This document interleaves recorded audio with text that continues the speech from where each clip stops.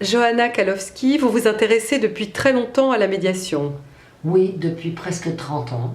Je suis ancienne membre de 2 tribunaux, notre tribunal d'administration et notre tribunal des autochtones, où les aborigènes de l'Australie avaient gagné le droit de réclamer leur terrain traditionnel, ce qui était passionnant. Puis lors, je suis très intéressée toujours à l'interculturel. Quelle est la possibilité de réunir les gens de différentes cultures pour qu'ils se comprennent, de faire une sorte de médiation dans des projets où l'on avait besoin d'entendre les voix du grand public, où j'étais sorte de médiateur. Et comment la médiation est-elle intervenue dans ce projet? D'abord, on a dû choisir des représentants de toutes les entreprises affectées. Et par exemple, quand il y avait ce projet sur la construction d'une nouvelle route de chemin de fer à Sydney,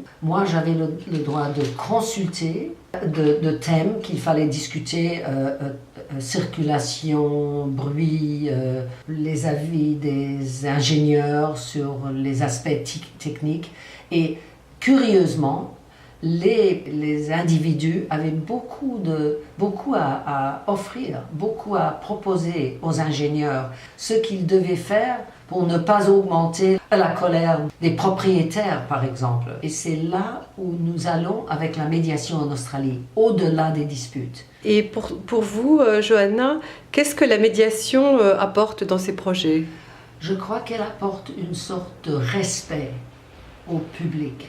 Parce qu'on est dans un moment social, je crois, où les gens veulent être impliqués, veulent qu'on soit à leur écoute. Ils ont des idées. Pourquoi est-ce qu'il faut abattre tous ces arbres? Est-ce qu'il le faut vraiment? Et pour vous, la médiation permet d'anticiper ces difficultés? À ces séances de médiation, on peut les prendre en main et de dire ça, c'est important. Parce que l'ingénieur peut-être croit que ça n'a pas d'importance, il parle d'autre chose.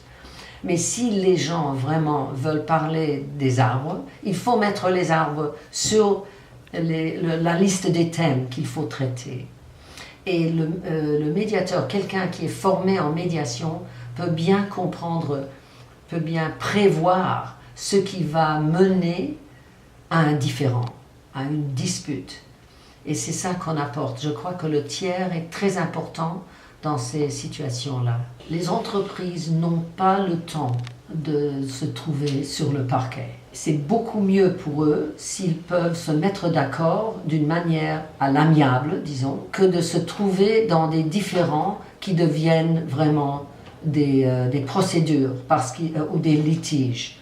Quand on a emprunté beaucoup d'argent pour un projet, on n'a pas le temps et pas l'argent de laisser une petite question dévier tout un projet. Alors, eux aussi, ils ont des représentants à la table. Ils peuvent s'interroger sur ce qui va se passer au cas où.